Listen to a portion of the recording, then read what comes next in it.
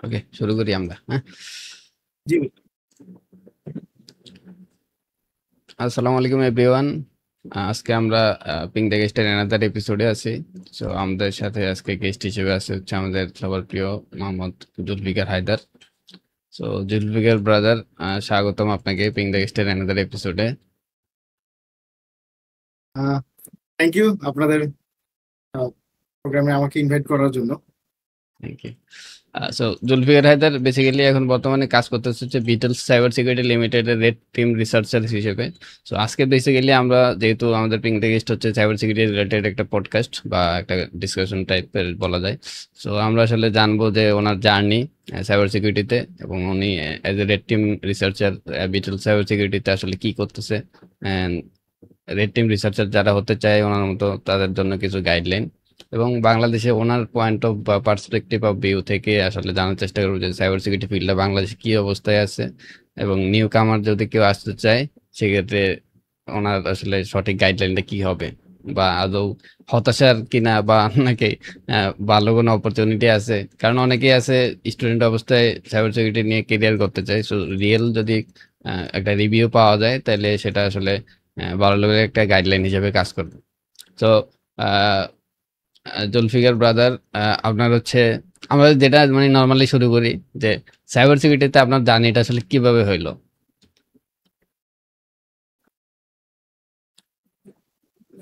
আহ, আমাদের সময়টাতে হচ্ছে যারা এখন ইন্ডাস্ট্রিতে আছে, তো ওইখান থেকে হচ্ছে আমি যখন শুরু করি তখন ডিফেন্সমেন্ট করতাম, বা এই টাইপের যে কাজগুলো করে আর কি। বা কোনো সাইবার ওয়ার হলে সেখানে যতটুকু কন্ট্রিবিউট রাখা রাখা যায় সেটা চেষ্টা করতাম। তো একসময় আসলে খেয়াল করলাম যে আমি চাই এটাকে হচ্ছে এটাকে ইউটিলাইজ করে এখান থেকে আমি কিছু টাকা, তখন আমি স্টুডেন্ট, এখন স্টুডেন্ট। তো এরপর থেকে হচ্ছে ব্যাকগ্রাউন্ডে মুভ করা আর কি। আহ, যখন ফ্রি হয় বা যখন ইচ্ছা হয়, আর স্পেশালি হচ্ছে যখন টাকার দরকার, তখন হচ্ছে আমি ব্যাকগ্রাউন্ডে।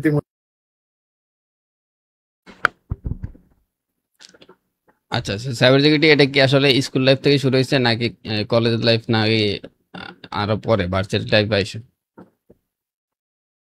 আমার শুরুটা ছিল খুব সম্ভবত সময়টা হচ্ছে কলেজের শেষ, ইউনিভার্সিটি শুরু সময়টাতে আমি আসলে ইন্টারমিডিয়েট পরীক্ষার পর যে গ্যাপটা থাকে ওই সময়টাতে মোটামুটি প্র্যাকটিস শুরু করি। তো যখন এর মাঝখানে শুরু করার পর বেশ কিছুদিন বন্ধ ছিল, যখন ভার্সিটিতে প্রথম ক্লাসটা শুরু হয়। তো প্রথম সেমিস্টার যাওয়ার পর হচ্ছে মোটামুটি ভালো সময় দিলাম হচ্ছে, এরপর থেকে পড়ে আসছি আর কি। আচ্ছা। সো সাইবার সিকিউরিটি টার্মিনোলজিটা আপনি আসলে কিভাবে জানছেন, যে নিজে নিজে আসলে ফেসবুকের মাধ্যমে নাকি কোনো বাই ব্রাদারের মাধ্যমে, অথবা কোনো ব্লগ ব্লগ পড়ে? এটা এটা আমার আসলে মনে নেই কিভাবে আসছি। আচ্ছা আমার সবসময় একটা কিউরিসিটি কাজ করতো আমার মধ্যে, যে এটা আসলে এরকম হলে কি হয়, এখন এরকম আছে, এটাকে যদি আমি চেঞ্জ করে দেই এরকম কি হইতে পারে, বা একটা অপারেশন এভাবে কাজ হয়, আমি যদি এটাকে চেঞ্জ করি এটার আউটপুট কি আসতে পারে। তো এখান থেকে আসলে এই ধারণাটা চলে আসছে, কোনো জায়গা থেকে ইন্সপায়ার্ড হয়নি, জানি না, আসলে নিজের মধ্যে থেকে আসছে আর কি। আমার কাছে একসময় মনে হলো যে আচ্ছা ঠিক আছে, আমি এই জায়গাটা তো ট্রাই করতে পারি। বলা যায় শখের জায়গা থেকে হচ্ছে আসা আর কি, এর বাইরে কিছু না। এবং এখনো আমার কাছে মনে হয় ব্যাপারটা আমি হচ্ছে পেশাগত ভাবে নেই, আমার কাছে শখের জায়গা হিসেবে আছে, এখনো ভালো লাগে এই জন্য করি। কোনো এক সময় যখন যদি মনে হয় যে ভালো লাগে না, আমি হয়তো ইন্ডাস্ট্রি থেকে সরে যাব। আপাতত আমার চিন্তা ভাবনা এতটুকু। আচ্ছা। তো সাইবার সিকিউরিটিতে আসলে তো ধরেন অনেক ব্যাপারে নলেজ লাগে, অনেক অনেক ডাইমেনশনাল নলেজ লাগে, লাইক প্রোগ্রামিং জানতে হয়, অথবা ধরেন নেটওয়ার্কিং সম্পর্কে আইডিয়া থাকতে হয়। সো অন্যান্য যেই সেক্টর গুলা সেগুলা বাদ দিয়ে হয় সাইবার সিকিউরিটি আপনার মানে মনে ধরলো আর কি, এর কোনো স্পেসিফিক রিজন আছে কিনা, নাকি জাস্ট এমনি এই যে ভালো বললাম লাগছে? স্পেসিফিক রিজন হচ্ছে শখের জায়গা, ওই হুম। কিউরিসিটি ছিল। একটা জিনিস চেঞ্জ হইলে কেমন হতে পারে, বা একটা সিস্টেম ব্রেক করতে গেলে কিরকম মজা লাগে, ব্যাপারটা ফানের জায়গা থেকে আসা। হচ্ছে আরেকটা প্রশ্ন করলেন যে হচ্ছে এই ব্যাপারগুলো লার্নিং এর ব্যাপারে মেবি। লার্নিং এর ব্যাপারটা হচ্ছে যখন আমার কাছে মনে হইলো যে আচ্ছা আমি যদি সাইবার সিকিউরিটিতে আসতে চাই, আমার এই বিষয়গুলো শিখতে হবে। আর ব্যাপারগুলো হচ্ছে বলতে গেলে নিজেরই রিসার্চ করা, সার্চ করতে করতে আমি বুঝলাম যে এই জিনিসগুলো আমার জানতে হবে। যখন আমি কোনো একটা বিষয় নিয়ে স্টাডি করতে যাচ্ছি, ওখানে কিছু স্পেসিফিক টার্ম দেখতেছি, টার্মগুলো সম্পর্কে আমি জানি না, তখন হচ্ছে ওগুলো নিয়ে পড়া শুরু করলাম।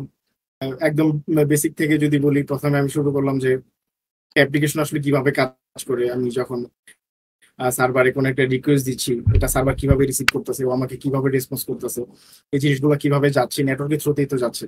আহ, আমি যদি এখান থেকে একটা সিগন্যাল পাঠাই, লাইক আমি কোনো একটা পোস্টে কমেন্ট করলাম, আহ, আমার ফোন থেকে ওই সিগন্যালটা হচ্ছে আমার ফোন থেকে রাউটার গেল, রাউটার থেকে আইএসপি, আইএসপি থেকে আইআইজি, অনেক বড় একটা রাউট আসলে ঘুরে আসতেছে। তো এই বিষয়গুলো নিয়ে যখন হচ্ছে স্টাডি করা শুরু করলাম, তখন আসলে বুঝলাম যে ব্যাপারটা অনেক ব্রড, অনেক কিছু জানার আছে, অনেক কিছু শেখার আছে। তো এখনো বলতে গেলে হয়তো 0.1%ও শিখতে পারিনি, তো চেষ্টা করতেছি যে কতটুকু করা যায়। আচ্ছা, হ্যাঁ, জানার তো আসলে শেষ নাই। এটা আসলে কন্টিনিউয়াস লার্নিং এর বিষয়। সাইবার সিকিউরিটিতে তো আসলে মানে পুরোটাই কন্টিনিউয়াস লার্নিং এর ব্যাপার। আচ্ছা, সো আপনার যদি প্রফেশনাল জার্নিতে আসি, সো প্রফেশনাল আপনার কি এটাই প্রথম জব প্রফেশনালি?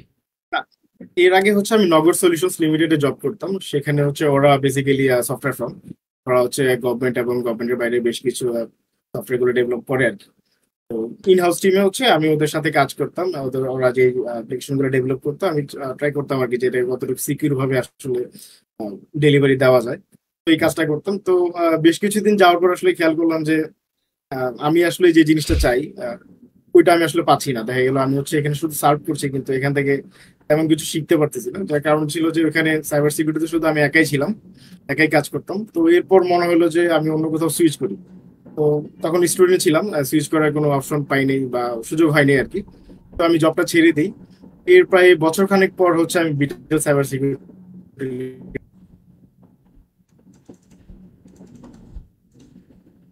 আচ্ছা, সো বিটলসে আপনি এখন আর এখন আছি হচ্ছে হ্যাঁ, রেড টিম রিসার্চার হিসেবে। So as a red team researcher আপনার আসলে জব রেসপন্সিবিলিটি গুলো সাধারণত কি হয়, বা একটা রেড টিম রিসার্চারের ধরেন ডে টু ডে লাইফ বা অফিস ওয়ার্কিং আওয়ার, এটা আসলে কেমনে শুরু হয় কেমনে শেষ হয়? ওই অন্য সব অফিস 10টা থেকে 6টা। আচ্ছা। আচ্ছা, আমি হচ্ছে মেনলি এখানে আপাতত আমরা পেন টেস্ট করতেছি। আমি পেন টেস্ট করি, ওয়েব অ্যাপ্লিকেশন দেখি, আমি আইওএস অ্যাপ্লিকেশন আর হচ্ছে অ্যান্ড্রয়েড অ্যাপ্লিকেশন দেখি, নেটওয়ার্ক সাইটটা অন্য কেউ দেখে।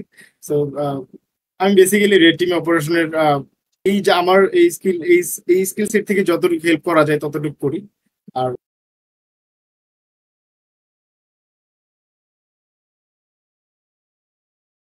ওই আর কি। ডিউ টু নেটওয়ার্ক কিছু মানে মাঝে মাঝে কাইটে আমরা আসতেছে। কি কানেক্ট হয়ে গেলাম? না না, ঠিক আছে। কানেক্ট আছে। আচ্ছা, আমরা বেসিক্যালি আসলে জানতে চাইতেছি, ধরেন রেড টিম রিসার্চার তো আমরা একটা আলাদা ধরেন নাম দিতেছি, কারণ বাংলাদেশে ধরেন রেড টিমিং বা রেড টিম রিসার্চার এগুলা পজিশন কিন্তু খুবই লিমিটেড। মানে বেশিরভাগ কোম্পানিগুলোতে দেখা যায় যে আইদার সিকিউরিটি অ্যানালিস্ট অথবা পেনিট্রেশন টেস্টার, অথবা অন্য যে কোনো নামে, বাট রেড টিম রিসার্চার হিসেবে কিন্তু এই পজিশনটা খুবই কম। সো এটার আসলে স্পেশালিটি কি, বা এখানে আদৌ আলাদা কোনো কিছু আছে কিনা, ওটা একটু যদি বলেন। এখানে ব্যাপারটা হচ্ছে মেথোডোলজির ব্যাপার। আমরা যদি বাগ বাউন্ডারির কথা বলি, এখানে হচ্ছে কোম্পানি আমাদেরকে অফার করতেছে, আমরা সেখানে ওদের রুলস অনুযায়ী সবগুলো অ্যাকচুয়ালি কাস্টমার বা যে ক্লায়েন্ট থাকে তাদের রুলস অনুযায়ী করতে হয়। তো সেখানে কিছু লিমিটেড ব্যাপার স্যাপার থাকে, এই রুলস এর ভিতরে আমাদেরকে কাজ করতে হয়। বা বাগ বাউন্ডারির একটা সবচেয়ে বড় বিষয় হচ্ছে আমি আমার ফ্রি টাইমটাতে সময় দিচ্ছি।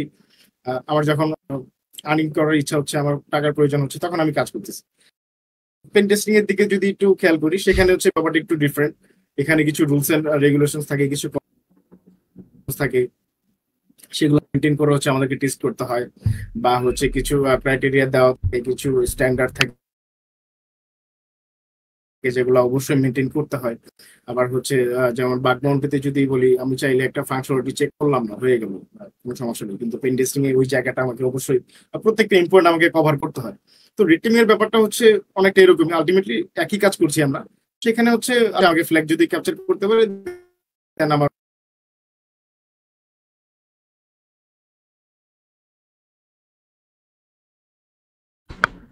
মাঝখান দিয়ে আমি আসলে কিছু শুনি নাই। আই থিঙ্ক মানে অডিয়েন্সরা কিছু শুনতে পারেন। আপনি আপনি যদি একটু লাস্টের পার্টটা একটু রিপিট করতেন। ওকে ওকে, আমি আমি আমি আবার বলছি। জি sure, thank you. Okay, pen testing এ কি হয়, আমাদের কিছু রুলস রেগুলেশন দেওয়া থাকে যে এই ফাংশন গুলো অবশ্যই চেক করতে হবে, বা কিছু ইন্টারন্যাশনাল স্ট্যান্ডার্ড থাকে যেগুলো আমাকে অবশ্যই মেনটেন করতে হবে, দেখতে হয়। বা আমরা যদি বলি ওডব্লিউএসপি এর কথা যদি বলি, ওদের যে টপ 10 কি বল টপ 10 যে ভালনারেবিলিটিস গুলো থাকে সেগুলো চেক করতে হয়, করে দেয় যে এগুলো অবশ্যই মেনটেন করতে হবে। সো রেড টিমিং এর ব্যাপারটা হচ্ছে এরকম কিছু থাকে, যেটা হচ্ছে কোম্পানি ওয়াইজ হয়তো বা তাদের রুলস রেগুলেশন চেঞ্জ হতে পারে। রেড টিমিং এর আলটিমেট উদ্দেশ্য থাকে হচ্ছে বলো যে ফ্ল্যাগ যেটা সেটা ক্যাপচার করা। এবং এখানে আরেকটা মজার বিষয় হচ্ছে যে আমি এনিহাও হচ্ছে আমাকে ফ্ল্যাগ ক্যাপচার করতে হবে। আমি আলটিমেট তাদের অ্যাক্টিভ ডিরেক্টরি বা এনিহাও যে কোনো জায়গায় ফ্ল্যাগটা নিয়ে আসা।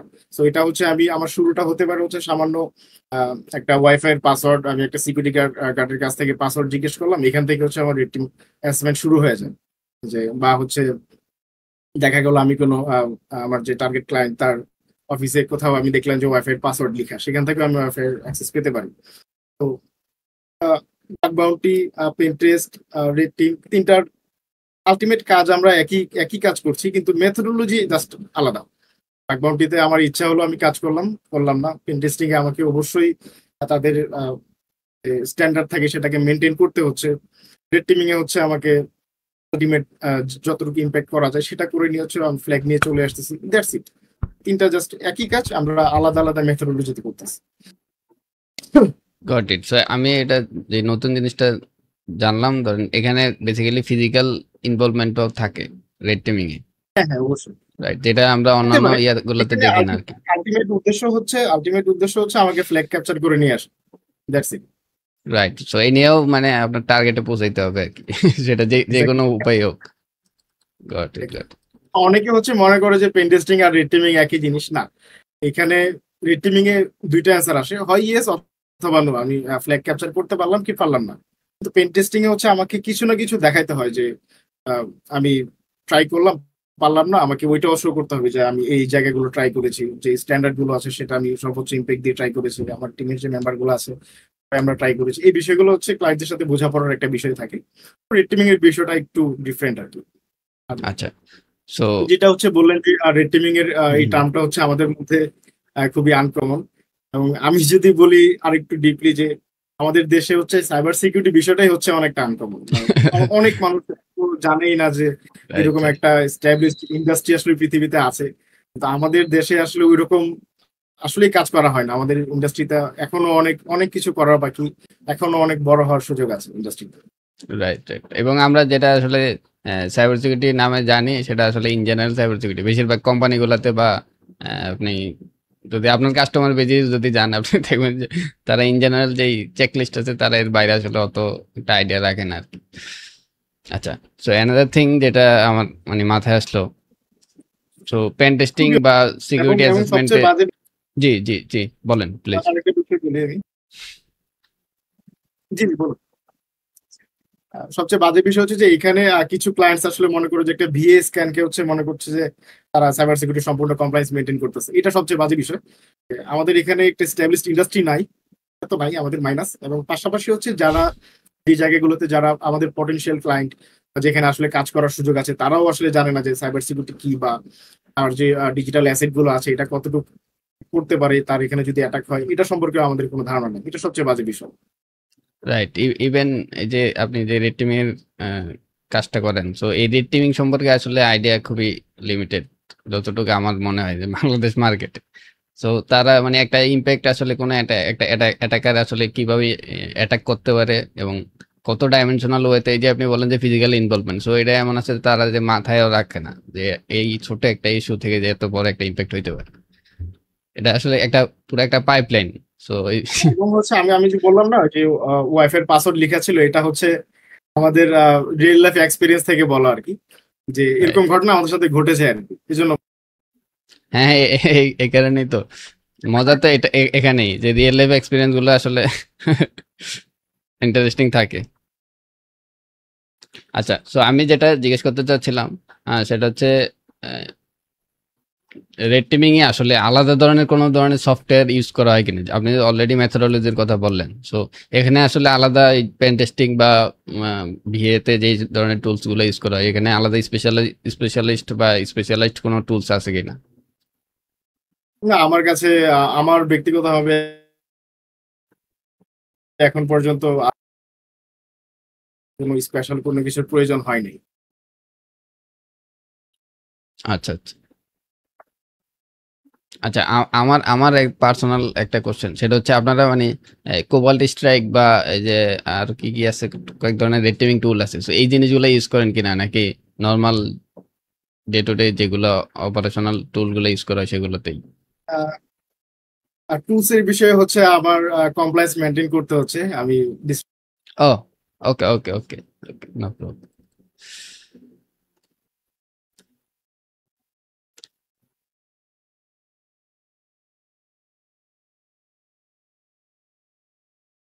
আচ্ছা, সো আমরা তো আসলে আপনার রেড টিমিং সম্পর্কে জানতেছি। সো অ্যানাদার আপনার ইন্টারেস্টিং একটা জিনিস আছে, যেটা হচ্ছে আপনি বাগ বাউন্টি কমিউনিটি বাংলাদেশের কো ফাউন্ডার। সো এই জিনিসটা, এই জার্নিটা আসলে কিভাবে শুরু হলো, এই জার্নিটা একটু যদি শেয়ার করতে নেন। আসলে বাগ বাউন্টি কমিউনিটি বাংলাদেশটা এটা আসলে কি করে, এন্ড দেন অ্যাক্টিভিটিস গুলো কি ধরনের হয়, বা কি নিয়ে কাজ করে বাগ বাউন্টি কমিউনিটিটা? এখন হচ্ছে এই মুহূর্তে আমাদের কমিউনিটির আসলে যেই পজিশনে আছে, এটা আসলে আমার ব্যক্তিগত যে ভীষণ ছিল, যে এক্সপেকটেশন ছিল, এটার চাইতে অনেক অনেক উপরে আছে। তো এটা যে আসলে এত বড় হবে, এত বড় একটা ইম্প্যাক্ট ফেলবে, এটা আসলে আমি কখনো ভাবি নাই। আমার সাথে যারা ছিল ওরা ওদের চিন্তা ছিল। তো আমরা যখন আমি যখন শুরু করি, আমার সাথে আরো বেশ কয়েকজন মানুষ ছিল।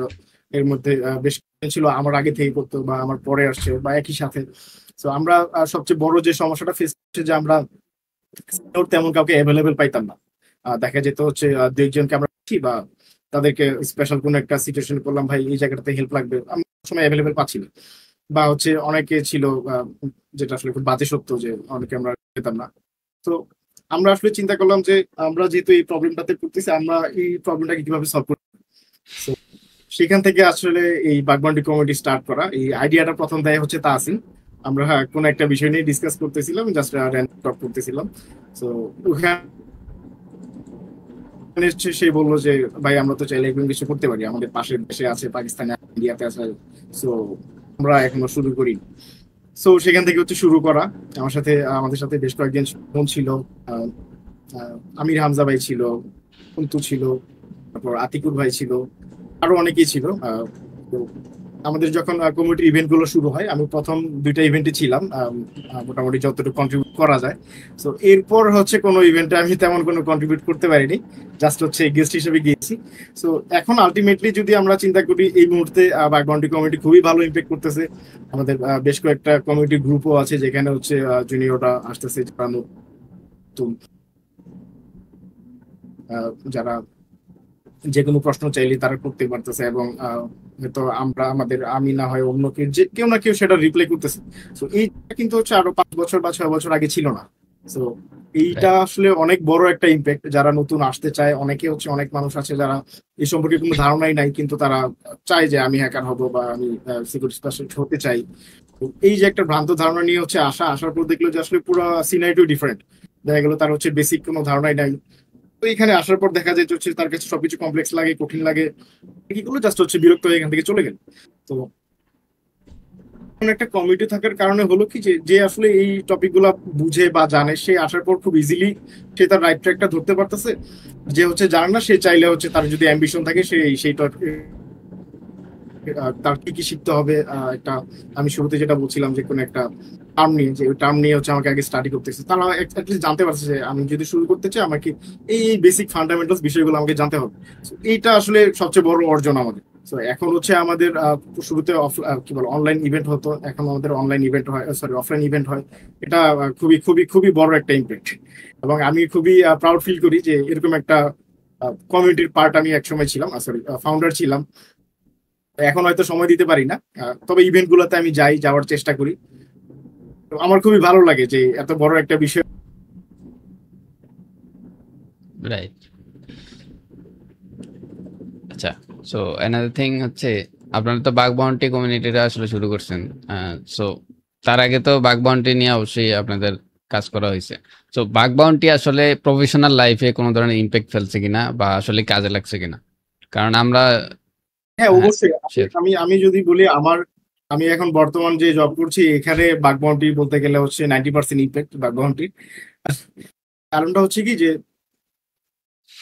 আমি যদি রিক্রুটার হই, আমি যখন কাউকে আমার কোম্পানিতে নিব, আমি অবশ্যই চেষ্টা করবো যে তার প্রোফাইল দেখার, সে আগে কি কাজ করেছে, সে এখন কি করে। তো এই বিষয়গুলো আসলে অনেক বেশি ইম্প্যাক্ট করে। তো আমি যখন বাকবাউন্ডিতে শুরু করি, তো আমি খুব ট্রাই করতাম যে বিগ নেম যেগুলো বড় বড় নামের অর্গানাইজেশন গুলো আছে সেখান থেকে কোনো অ্যাকনোলেজমেন্ট নেওয়া যায় কিনা, বা তাদের হল অফ ফেম জায়গা নেওয়া যায় কিনা। এই বিষয়গুলো আসলে সিভিতে খুব বেশি অনেক বেশি যে লিস্ট আমি বলতে পারি যে আমার অ্যাপেলে হল অফ ফেম আছে, এটা অনেক বড় একটা বিষয়। আহ, এবং পাশাপাশি হচ্ছে আমি মানিও আর্ন করতেছি, আমার প্রোফাইলও বাড়ি হচ্ছে। এবং হচ্ছে আমার যখন পড়াশোনা শেষ হবে, বা আমি যখন এখন স্টুডেন্ট অবস্থায়, আমার ইউনিভার্সিটি একদম শেষের দিকে, আমি অলমোস্ট টপার ছিলাম। তো এই বিষয়গুলো আসলে খুবই বেশি ইম্প্যাক্ট করে, স্পেশালি হচ্ছে যারা নিতে চায়, যারা রিক্রুটার্স থাকে, তারা অবশ্যই দেখে যে তারা নতুন যে এমপ্লয়ি নিবে তার কি কাজ, ব্যাকগ্রাউন্ড কি আছে, বা হচ্ছে বিভিন্ন বড় বড় কোম্পানিতে তার ইম্প্যাক্ট কি, এই বিষয়গুলো খুবই ম্যাটার করে। কিভাবে শুরু করা যায়, আমি সবাইকে একটা কথাই বলি, ভাই বাকবাউন্ডি করো। এবং হচ্ছে যেহেতু তুমি স্টুডেন্ট, কোথাও জব পাবো অবশ্যই কল পাবা। হয়তো আমাদের কোম্পানি না হোক, আরো আদার্স কোম্পানি হচ্ছে, বা ইন্ডাস্ট্রি আস্তে আস্তে বড় হচ্ছে।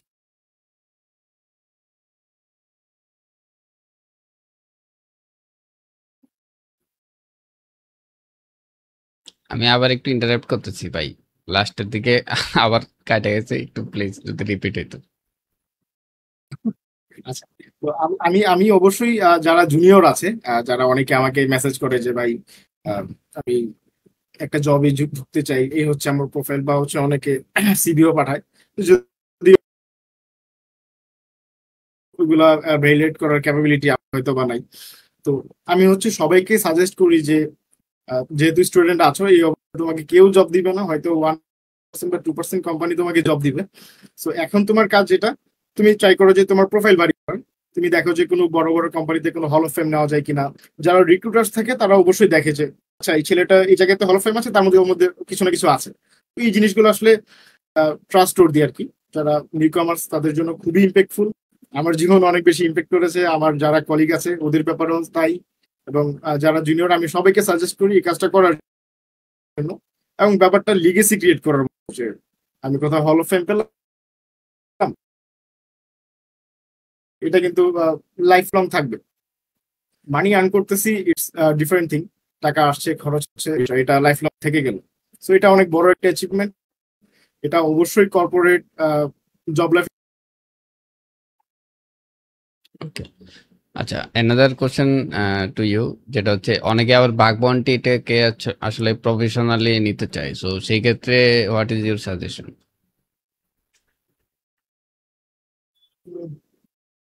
সাজেশন থাকবে, এটা আসলে ব্যক্তিগত অভিমত। আহ, যে যার মতো চিন্তা করে।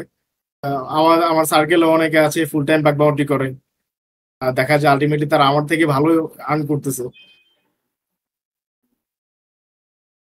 বা হচ্ছে অনেকে আছে যে তার হান্টিং করে কিন্তু আমার চাইতে কম ইনকাম করে। তো এইখানে আসলে ডিপেন্ড করে আমার সাকসেস রেশিও কতটুকু, বা আমার যে আর্নিংটা হচ্ছে সেটার সাথে আমি। আর জবে কি হয় যে আমি আলটিমেটলি মান্থ শেষে, মাস প্রতি মাসে আমি একটা স্যালারি পাচ্ছি।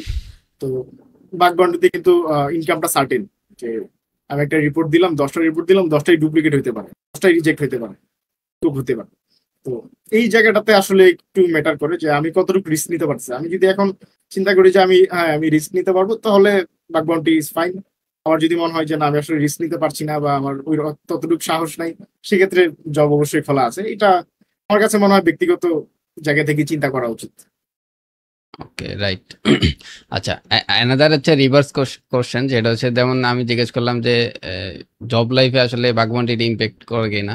সো রিভার্স কোশ্চেন হচ্ছে, জব করা অবস্থায় বাগবান্ডি যদি কেউ করতে চায় তাহলে সেটা আসলে কেমনে, মানে সম্ভব কিনা আদৌ, বা কোনো ধরনের ইম্প্যাক্ট ফেলে কিনা? হ্যাঁ, আদৌ সম্ভব, আমিও ট্রাই করি, কিন্তু ব্যাপারটা অনেকটাই কঠিন। কিরকম কঠিন যে আমি সকাল 10টা থেকে 6টা পর্যন্ত একই কাজ করে আসতেছি। ওইখানেও কি কাজ করি আমরা, বাংলা মিডিয়া আর ইন্ডিয়া বাগবান্ডিতে একই কাজ, শুধু কিছু রুটের ব্যাপার স্যাপার। সো বাসায় আসার পর আসলে মেন্টাল এনার্জিটা থাকে না। সো আমার কাছে মনে হয় যে যারা ওই স্ট্রেসটা নিতে পারেন আহ, তাদের ব্যাপার। আমি মাঝে মধ্যে চেষ্টা করি, যেমন হচ্ছে উইকেন্ডে বসার বা হচ্ছে ঈদের ছুটিতে বা পুজোর ছুটিতে হচ্ছে একটু টাইম দেওয়ার চেষ্টা করি। এর বাইরেও হচ্ছে যখন মাঝে মাঝে করা যায় আর কি। সো এটা যতটুকু স্ট্রেস নেওয়া যায় আর কি। তো আমি যতটুকু ব্যক্তিগতভাবে চিন্তা করি যে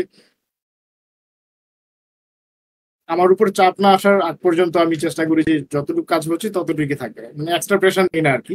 যদি এক্সট্রা প্রেশার নেওয়ার ক্যাপাবিলিটি থাকতো তাহলে হয়তো প্রতিদিন হান্টিং এ করতাম বা জবই করতাম, বা এরকম হতো যে বন্ডিং করতেছি, আমি ল্যাপটপ দরকার নাই। আচ্ছা, তারপরে ইন জেনারেল একটা কোশ্চেন যেটা সবাইকে আস্ক করি, সেটা হচ্ছে আপনি তো আপনার ব্যাকগ্রাউন্ড তো সিএসসি, তাই না? আচ্ছা, সো হ্যাঁ, আপনার আসলে এই যে ইন জেনারেল যে এডুকেশন বা সিএসসি যদি আমরা যদি ধরি, সো এই জিনিসটা আসলে মানে এই এডুকেশনটা আপনার প্রফেশনাল লাইফে কোনো ইম্প্যাক্ট ফেলছে কিনা, বা আদৌ কোনো কাজে লাগতেছে কিনা? আমার প্রফেশনাল লাইফে ইম্প্যাক্ট, একটা ইম্প্যাক্ট, আমি ব্যাচেলর পাস করছি এতটুকুই। এর বাইরে তেমন একটা কোনো ইম্প্যাক্ট আশা একটা ডিগ্রি করি আছে নাই। আর কি। এটাই, এর বাইরে তেমন কিছু না। সো দ্যাটস দ্য রিয়েলিটি আর কি আমাদের সমাজে বা দেশে আর কি। হ্যাঁ, রিয়েলিটি আমাদের দেশে আসলে পড়াশোনা জাস্ট টাকা পয়সা নষ্ট, দ্যাটস ইট, এই ছাড়া কিছুই না। আমি যদি আগে জানতাম, আমি হয়তো আরো আরো নিম্নমানের কোনো ইউনিভার্সিটিতে পড়তাম, মানে সবচেয়ে কম টাকা খরচ হয়। বাবার টাকাগুলো নষ্ট হয়েছে, আমার খুব কষ্ট লাগে। আমি যদি এই বিষয়টা আগে বুঝতাম, আমি এটা এই কাজটা করতাম না, আমি কখনোই করতাম না। আমি খুবই নিম্নমানের একটা ইউনিভার্সিটিতে বা ন্যাশনালে পড়তাম, অল্প টাকায় পাশ করতাম, আমার অন্য কিছু আচ্ছা, অনেক জায়গাগুলোতে আবার আমরা বিভিন্ন পডকাস্ট থেকে যে এডুকেশন ইজ দ্য স্ক্যাম এখন বর্তমানে, মানে ইন জেনারেল ফর্মাল এডুকেশন যেটাকে বলে, অনেকে আবার এবং এবং এখানে হচ্ছে, এখানে আরেকটা ইন্টারেস্টিং বিষয় হচ্ছে রিমন এই বিষয়টা নিয়ে খুব ফাইট করতো আমার সাথে, যে পড়াশোনা আসলে ইউজলেস, আসলে ইউজলেস। আমি ওর সাথে বলতাম যে না, দরকার। সো এখন আসলে রিয়েলাইজেশন হচ্ছে ও আসলে ঠিক ছিল। সো হ্যাঁ, পড়াশোনা অবশ্যই আমাদের দরকার। একজন শিক্ষিত লোক আসলে যেভাবে চিন্তা করে, অশিক্ষিত লোক আসলে ওইভাবে চিন্তা করতে পারে না। আমাদের মিনিমাম কিছু ক্রাইটেরিয়া বা মিনিমাম কিছু প্যারামিটার আসলে অবশ্যই দরকার। কিন্তু আমার কাছে মনে হয় যে আইটি ইন্ডাস্ট্রিতে যদি আমি জবের ক্ষেত্রে আসি, এই বিষয়টা খুব বেশি আসলে impact, তারপরেও পড়াশোনা অবশ্যই দরকার হয়, দিন শেষে আমাদের অবশ্যই আর দরকার হয়। বাংলাদেশ মার্কেটে কমপ্লায়েন্স মেনটেন করতে হলে একটা ডিগ্রি লাগবে। এটা উঠতে গেলে অবশ্যই প্রয়োজন হয়।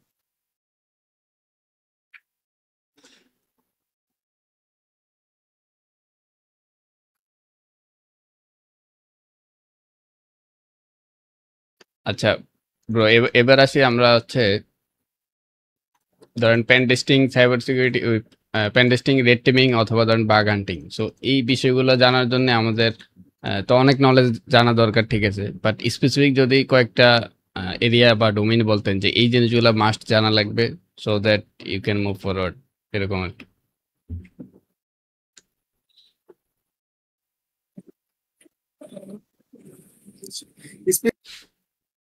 আমি ফান্ডামেন্টাল কিছু বিষয় বলবো, যেমন যেটা বলতে নিছিলাম শুরুতে বললাম, আহ, একটা সার্ভার রিকোয়েস্টটা কিভাবে যাচ্ছে সার্ভারের কাছে, ওটা রেসপন্সটা আমার কাছে কিভাবে আসতেছে, আসার সময় কি কি রাউট হয়ে আসছে, ওই রাউট গুলাতে আসলে কিভাবে প্রসেস হয়, এগুলো একটু বোঝার চেষ্টা করা।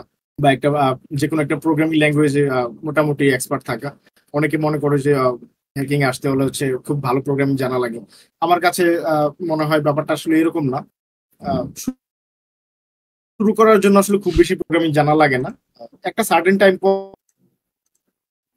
আসলে প্রোগ্রামিং প্রয়োজন হয়। যেমন আমি কোনো একটা এক্সপ্লয়েট বানাতে চাচ্ছি বা একটু ডিপে যেতে চাচ্ছি, সেক্ষেত্রে হচ্ছে প্রোগ্রামিংটা আলটিমেটলি প্রয়োজন হয়। তো শুরুতে ফান্ডামেন্টালস যদি আমি বলি, কোন একটা লজিক বোঝার জন্য, একটা অপারেশন কিভাবে কাজ হচ্ছে, একটা অ্যালগরিদম কিভাবে কাজ করতেছে, এতটুকু বোঝার জন্য একটা যে কোনো একটা ল্যাঙ্গুয়েজের ফান্ডামেন্টাল জানা থাকলে হয় কি যে সবকিছু আসলে বোঝা যায় যে ফ্লোটা কিভাবে হইতাছে। তো আমার কাছে মনে হয় শুরু করার জন্য যে একবারে আহামরি প্রোগ্রামিং ল্যাঙ্গুয়েজ জানা লাগবে বা এরকম কিছু করতে হবে, এরকম কোনো ধারণা নেই। অনেকে মনে করে যে হচ্ছে পাইথন থাকতেই হবে, পাইথন জানা লাগবে। আমার কাছে মনে হয় এরকম না। তো জাস্ট হচ্ছে লজিকটা বোঝা। আলটিমেটলি কি হয়, সবকিছু আমরা লজিক নিয়ে খেলতেছি। আমরা অ্যাপ্লিকেশন ডেভেলপ করি, অ্যাপ্লিকেশন ব্রেক করি, যাই করি সবকিছু লজিক্যাল, সবকিছু লজিক্যাল। ওই লজিক গুলা বোঝার চেষ্টা করা আর কি, যে কোন কাজটা কিভাবে হচ্ছে, কোনটা কিভাবে রেসপন্স করতেছে, আমি কোনো একটা অ্যাকশন নিলে এটার রেসপন্স কি আসছে, এটাকে হচ্ছে আইডেন্টিফাই করা। That's it. Thank you. So আমি যদি মোটা দাগে বলি, ধরেন ওয়েব টেকনোলজি সম্পর্কে মানে মানে ফান্ডামেন্টাল আইডিয়াটা হ্যাঁ, মাস্ট, অবশ্যই। দেন আমি যখন একটা বিষয় সম্পর্কে খুব ভালো জানবো তখন আমি বুঝতে পারবো যে এটার কোন জায়গাটাতে হিট করলে খুব ভালো একটা ইম্প্যাক্ট করতে পারে, জায়গাটাতে হাত দিলে সমস্যা ধরা পড়তে পারে। তো আগে হচ্ছে আমাকে বুঝতে হবে যে এখানে কিভাবে কাজ হয়, তারপর হচ্ছে ওই কাজের কোনো একটা স্পেসিফিক জায়গাতে আমি হাত দিতে পারবো, বা বুঝতে পারবো যে এখানে যদি আমি কোনো কিছু চেঞ্জ করি তাহলে এটার রেসপন্সটা চেঞ্জ হয়ে যেতে পারে। এই লজিকটা বুঝা আর কি। আচ্ছা। সো আপনার রেড টেপিং এ এই রিভার্স ইঞ্জিনিয়ারিং জিনিসটা কি লাগে, নাকি এটা আসলে আলাদা সেক্টর?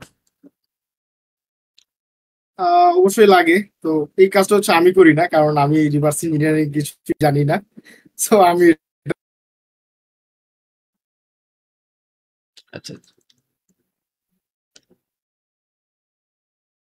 আচ্ছা, আর কিছু কোশ্চেন তো আপনি অলরেডি বলে দিয়েছেন যে কমপ্লায়েন্সের বিষয়ে তো এগুলো আছে, ঠিক আছে, বাট পেন টেস্টিং এ ধরেন একদম টু দি পয়েন্টে মেনটেন করা লাগে, যেটা রেড টিমিং এ আসলে ওইভাবে লাগে না। বাট আলটিমেটলি কমপ্লায়েন্সের মাধ্যমেই এগুলো ফাইনালি ধরেন যায় বা রিপোর্টিং হয়।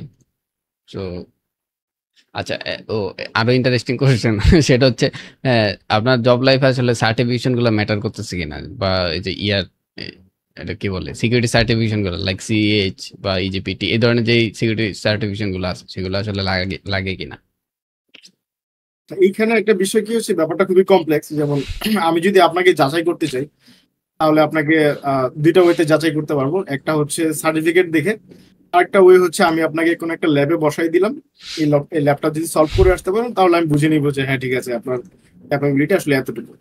তো আমাদের ক্লায়েন্টস এর ব্যাপারে, ক্লায়েন্টস এর দিকে যদি তাকাই, তো তারা আসলে কিভাবে চিন্তা করে, তারাও চায় যে হচ্ছে আমার অ্যাপ্লিকেশন যারা টেস্ট করবে তার ক্যাপাবিলিটি কতটুকু, সে আসলে কতটুকু জানে, বা সে আদৌ গ্রাজুয়েট কিনা। তো এই প্যারামিটার গুলো ফিল করতে গেলে হচ্ছে তখন আমাদের সার্টিফিকেটের প্রয়োজন হয়। আলটিমেটলি যদি আমি যারা বাগ বাউন্ডি করে ওদের কিন্তু কোনো সার্টিফিকেট লাগতেছে না, ওরা যে কাজ করতেছে আমিও সেম সেম থিং সেম কাজ করতেছি, কিন্তু আমার সার্টিফিকেট লাগতেছে। কেন লাগতেছে? কারণ হচ্ছে আমার ক্লায়েন্টস চাচ্ছে, ক্লায়েন্টসরা তাদের কমপ্লায়েন্স মেনটেন করতে চাচ্ছে। এখন ক্লায়েন্টসরা কেন যাচ্ছে? ওই ক্লায়েন্টসের যারা হচ্ছে তারা আবার চাচ্ছে। যেমন আমি এখন ব্যাংকে টাকা রাখতেছি, আমি ব্যাংকে প্রশ্ন করতে পারি যে আমি এখানে ব্যাংকে টাকা রাখছি, এটার গ্যারান্টি কি? ব্যাংকের কাছে আমি প্রশ্ন করতে পারি। ব্যাংক হচ্ছে আবার যারা সাইবার সিকিউরিটি কোম্পানি, সেই কোম্পানিকে জিজ্ঞাসা করতে পারে যে তোমরা আমার অ্যাসেট টেস্ট করতেছো, তোমরা যে এই কাজটা পারো এটার কি গ্যারান্টি? এই জায়গাগুলোতে আসলে সার্টিফিকেট গুলো চলে আসে। তখন হচ্ছে দেখা যায় একটা থার্ড পার্টির আশ্রয় নিয়ে আমরা, যে থার্ড পার্টি হচ্ছে ভেরিফাই করে যে না, ও আসলে এই বিষয়গুলো জানে, এই হচ্ছে তার সার্টিফিকেট। তখন সেটা দিয়ে হচ্ছে জাস্ট আমরা প্রুভ করি যে হ্যাঁ ওকে। Got it, goat. তার মানে আসলে প্রফেশনালি বাংলাদেশ মার্কেটে জব করতে হলে সার্টিফিকেশনটা ম্যাটার করে। সো এটার আসলে দরকার আছে। হ্যাঁ, এটা অবশ্যই আলটিমেটলি কমপ্লায়েন্সের জন্য। Right, right. ওকে। সো আরেকটা জিনিস হচ্ছে, আপনি আসলে ডে টু ডে লাইফে কিভাবে আসলে কন্টিনিউয়াস লার্নিং এর মধ্যে থাকেন, সেটার কোনো আপনার স্পেসিফিক কোনো মেথোডোলজি আছে কিনা যেটা অন্য কাউকে হেল্প করতে পারে? আহ, আহ, আমাদের অফিসে হচ্ছে খুবই ইন্টারেস্টিং একটা বিষয় আছে যে আমাদেরকে একটি স্পেসিফাইড টাইম দেওয়া হয় যে এই সময়টাতে হচ্ছে তোমরা R&D করবা, রিসার্চ করবা, শিখবা। এটা আমি জানি না অন্য কোথাও দেওয়া হয় কিনা এই সুযোগটা। তো সেই সময়টাতে হচ্ছে আমরা লার্নিং করি, যতটুকু শেখা যায় বা নলেজ শেয়ার করা যায় করি।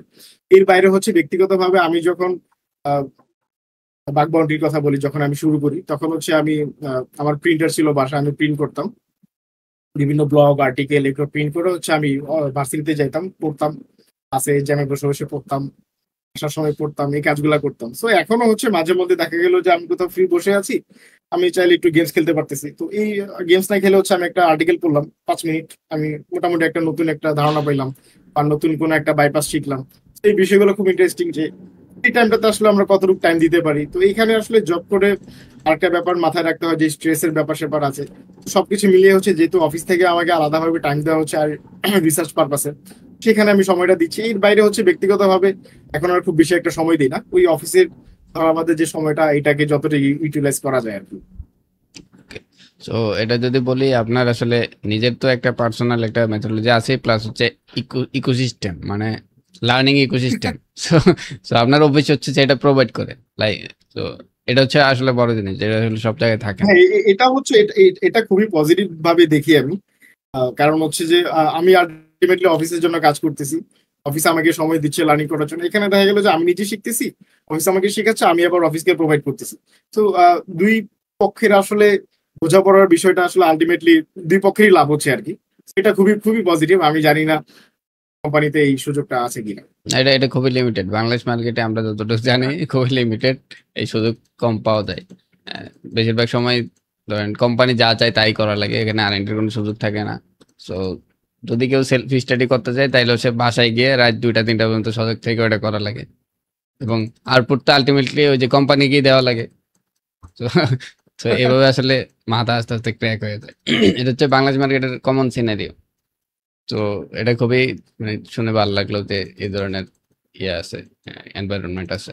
আচ্ছা, অ্যানাদার থিং যেটা আমরা বাইরে থেকে জানি যে বিটলস আসলে কোয়ালিফাইড রিসার্চার, প্লাস হচ্ছে একটা ইকোসিস্টেম অলরেডি তো আপনি বললেন, প্লাস হচ্ছে যে ভাই ব্রাদাররা আছে আসলে বড় ভাইরা, তারা আসলে বাংলাদেশের পায়োনিয়ার টাইপ বলা যায় সাইবার সিকিউরিটিতে। সো ওনাদের থেকে যেই ধরনের গাইডলাইন পান বা ওনাদের সাথে আসলে ইন্টারাকশনটা কিভাবে হয়?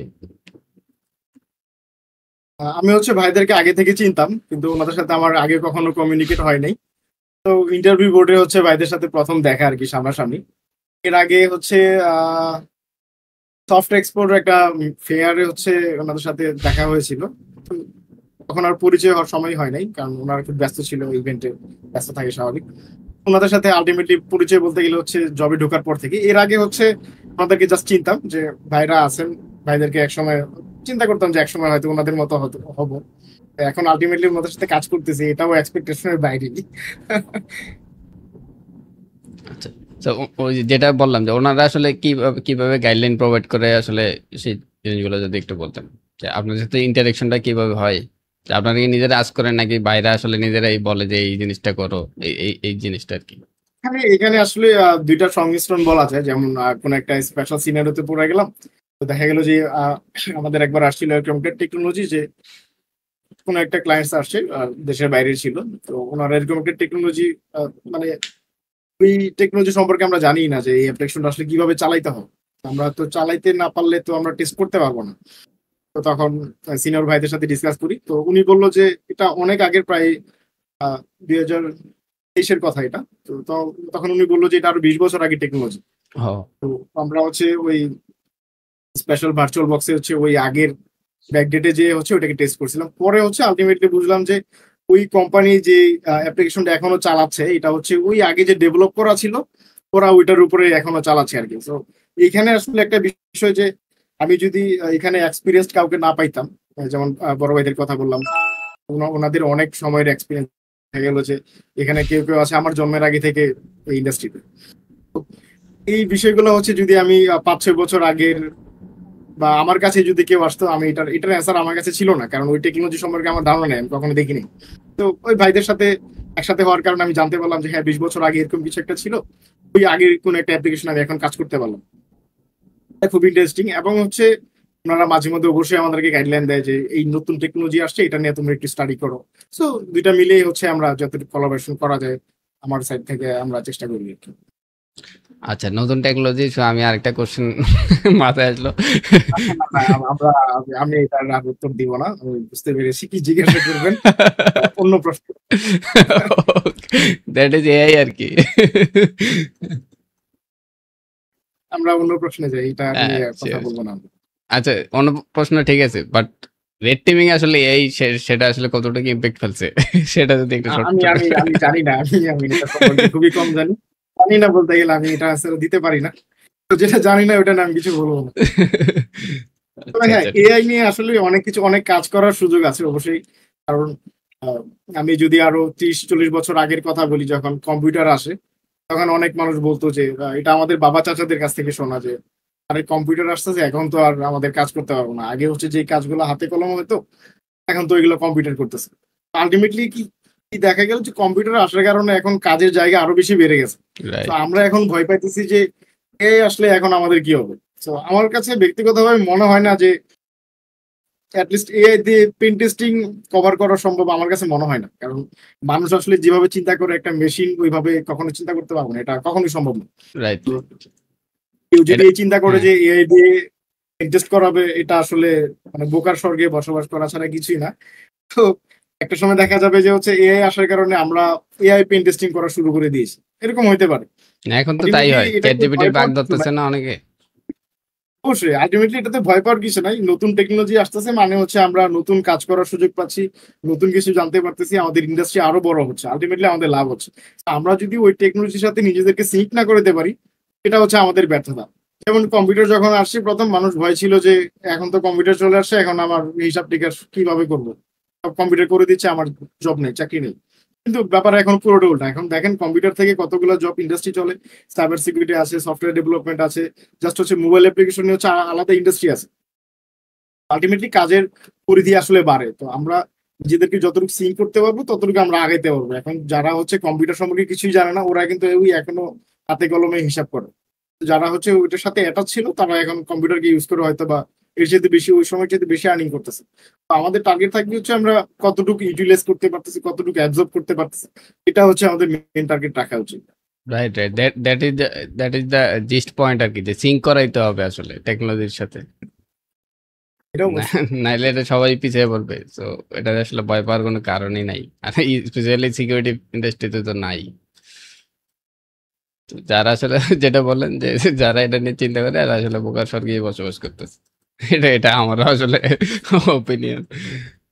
সো সো ব্রাদার, আমরা আসলে অনেকক্ষণ আলাপ আলোচনা করলাম। সো আমাদের একটা সেগমেন্ট থাকে যে একটা লাইভ সেশন বা একটা জাস্ট একটা ছোট্ট একটা ওভারভিউ, যে আপনার নিজের কোনো রিসার্চ যদি থাকে বা কোনো টেকনোলজি অথবা কোনো স্পেশালিটি মানে অডিয়েন্সকে শেয়ার করতে চান, সো দ্যাট তারা আসলে একটা জিনিস শিখতে পারে। তো এই ধরনের কোনো কিছু যদি আপনার থাকে। আমাকে হচ্ছে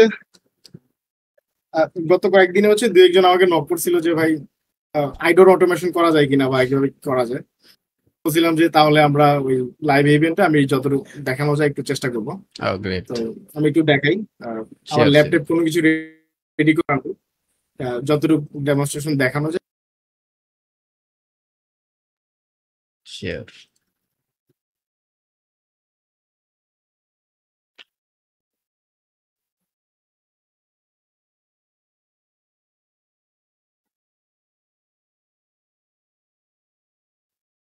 আচ্ছা, জুলফিকার উনি আসলে করুক, আমরা হচ্ছে ইন দ্য মিন টাইম একটা ইনফরমেশন দেই, যেটা হচ্ছে আইডর যে একটা বাগ, এটা আসলে আমি হচ্ছে অটোমেটেড স্ক্যানারে কোনো দিনই পাওয়া যায় না, ম্যানুয়াল হান্টিংই করা লাগে। সো আইডর অটোমেশন কিভাবে করে এটা আমরা একটু দেখবো।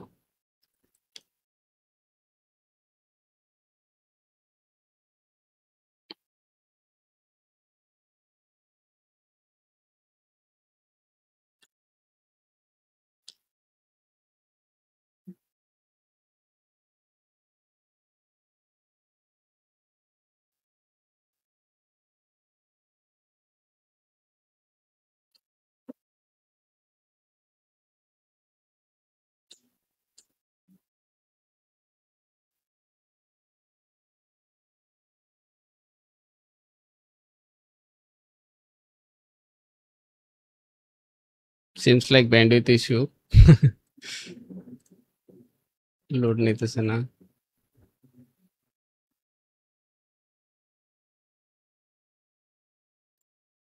শুক্রবারে মেবি নেট একটু স্লো থাকে, সব জায়গাতেই problem.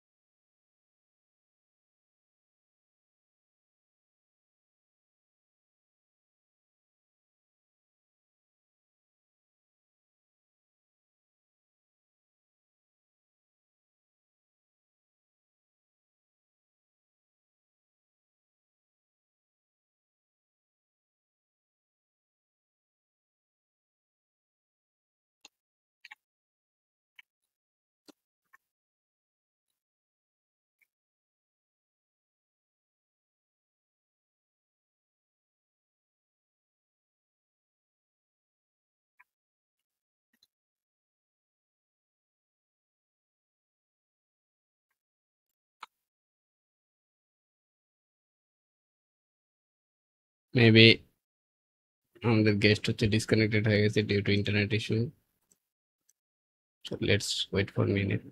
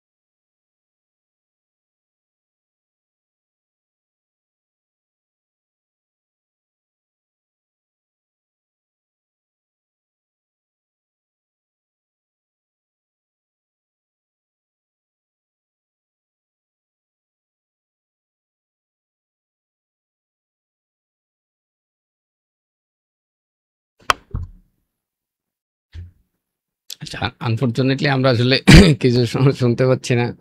Seems he got disconnected.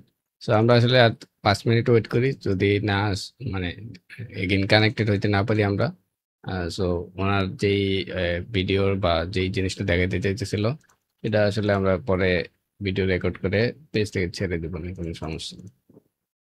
So let's wait for 5 minutes and then take decision.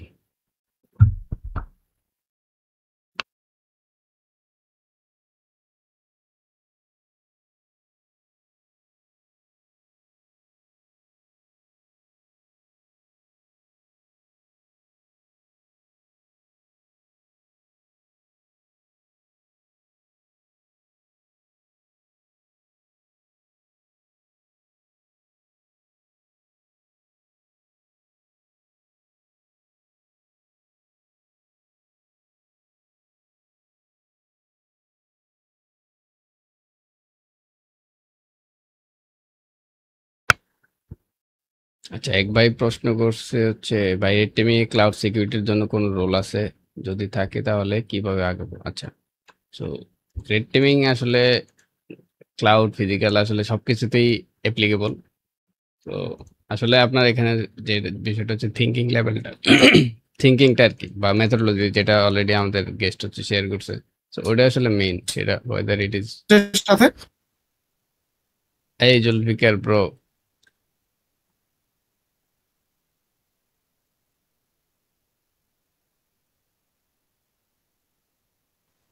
হ্যাঁ এক্স্যাক্টলি।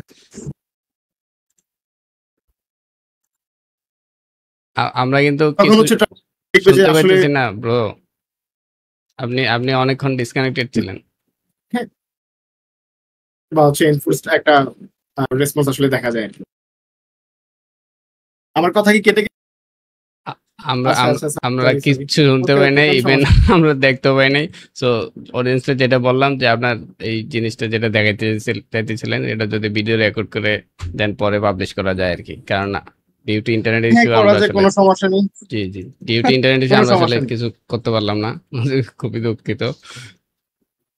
সামহাউ এটা আসলে হয়ে উঠলো না আর কি। আচ্ছা, আপনি যেহেতু আসছেন, can you hear me?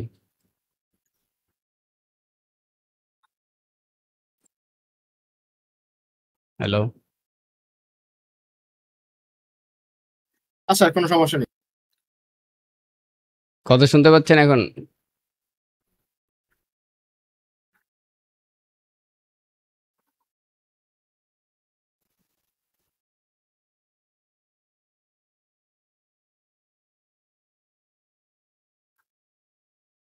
I think নেটওয়ার্কে অনেক লেটেন্সি।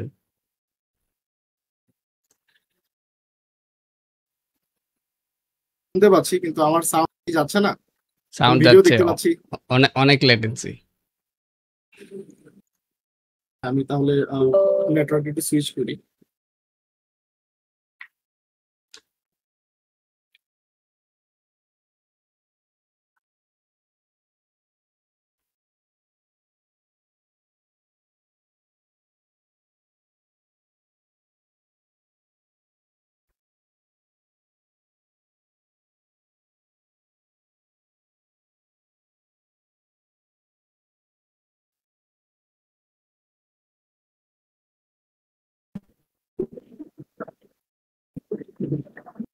হ্যাঁ, এবার কি রিয়েল টাইম শুনতে পাচ্ছেন? হ্যাঁ হ্যাঁ, এখন শুনতে পাচ্ছি। আমি গ্রেট। নেটওয়ার্কে ওকে। আচ্ছা, সো এখন কি দেখানো পসিবল, নাইলে আমরা হচ্ছে ইন জেনারেল কনভারসেশনে চলে যাই? এখন হ্যাঁ, মোটামুটি দেখাতে পারি। মোটামুটি এখন জাস্ট কিন্তু হচ্ছে একটু ছোট আমার কাছে মনে হইতেছে এক্সপ্লেনেশন। আচ্ছা, লাইভ এখন দেখাতে একটু হবে না। ক্লিয়ার। আমি জাস্ট একটু ছোট এক্সপ্লেন করে দিই ব্যাপারটা আসলে কিভাবে হচ্ছে। আপনার নেটওয়ার্ক মেবি এখন স্টেবল। হ্যাঁ, এখন স্ক্রিন শেয়ার হচ্ছে। হ্যাঁ হ্যাঁ হ্যাঁ, একদম ক্লিয়ার, গ্রেট। ওকে ওকে। তো আমরা যখন কোনো অ্যাপ্লিকেশনে লগ ইন করি, আমাদেরকে হচ্ছে একটা সেশন টোকেন দেওয়া হয়, যেটা হচ্ছে প্রত্যেকটা ইউজারের আলাদা আলাদা থাকে। তো একটা অ্যাপ্লিকেশনে যখন অ্যাডমিন রোল থাকে, অ্যাডমিনের জন্য আলাদা একটা প্যাটার্ন থাকে, ইউজারের জন্য আলাদা একটা প্যাটার্ন থাকে, বা সেম প্যাটার্ন হতে পারে। তো যখন একটা রিকোয়েস্ট সার্ভার কাছে যাচ্ছে, ও আসলে ভেরিফাই করে কিভাবে এই রিকোয়েস্ট অ্যাডমিনের কাছ থেকে আসছে, সেশন টোকেন দেখে যে এই সেশন টোকেনটা এরকম, আচ্ছা এটা তাহলে হচ্ছে অ্যাডমিনের, এই সেশন টোকেনটা এরকম, এটা হচ্ছে ইউজারের। হ্যাঁ, তো অটোরাইজার একটা টুল, যেখানে হচ্ছে আমরা প্রত্যেকটা রিকোয়েস্ট যে বারপ্রেস হতে যে রিকোয়েস্ট গুলো যাচ্ছে, প্রত্যেকটাকে হচ্ছে মডিফাই করে করে আমরা পাঠাতে পারি। সো অটোরাইজ একটা টুল। এখানে হচ্ছে আমরা খুবই ইজি, ইউজারের একটা সেশন টোকেন আমরা এখানে রাখবো, রেখে হচ্ছে অ্যাডমিন হিসেবে যখন আমি অ্যাপ্লিকেশনটা ব্রাউজ করব, সেই রিকোয়েস্ট গুলো তো হচ্ছে বারপ্রেস থ্রোতে যাবে। সেখানে হচ্ছে এই সেশন টোকেনটা চেঞ্জ করে দেওয়া হবে, অটোমেশন হবে, এখান থেকে চেঞ্জ করে এই রিকোয়েস্ট সার্ভারের কাছে যাওয়া হবে, এবং যদি এটা রেসপন্স 200 বা পজিটিভ আসে, দেন হচ্ছে এখানে আমরা লগগুলো দেখতে পারবো। সো দেখা গেল যে হচ্ছে একটা অ্যাপ্লিকেশনে অ্যাডমিন আসলে নতুন ইউজারকে অ্যাড করতে পারতেছে, বা অ্যাডমিন নতুন অ্যাডমিন অ্যাড করতে পারতেছে, অ্যাডমিন ইউজারদেরকে রিমুভ করতে পারছে, কিন্তু ইউজারের কাছে সেই অ্যাক্সেসটা নাই। তো আমরা যখন ম্যানুয়ালি করতে যাব, তো ব্যাপারটা খুবই কমপ্লেক্স, যে একবার অ্যাডমিন হিসেবে লগ ইন করতেছি, একবার ইউজার হিসেবে লগ ইন করতেছি, বা আবার হচ্ছে সেশন এক্সপায়ার হয়ে যাচ্ছে, আবার নতুন করে লগ ইন করতে হচ্ছে, খুবই কমপ্লেক্স। তো এটা খুবই ইজি, জাস্ট ইউজার হিসেবে এখানে সেশন টোকেনটা রাখলাম, দেন হচ্ছে আমি অ্যাডমিন হিসেবে যখন কাজ করবো, এই সেশন টোকেনটা রিপ্লেসড হয়ে সার্ভারে রিকোয়েস্ট যাবে, রেসপন্স পজিটিভ হলে এখানে দেখতে পাবো, খুব ইজি।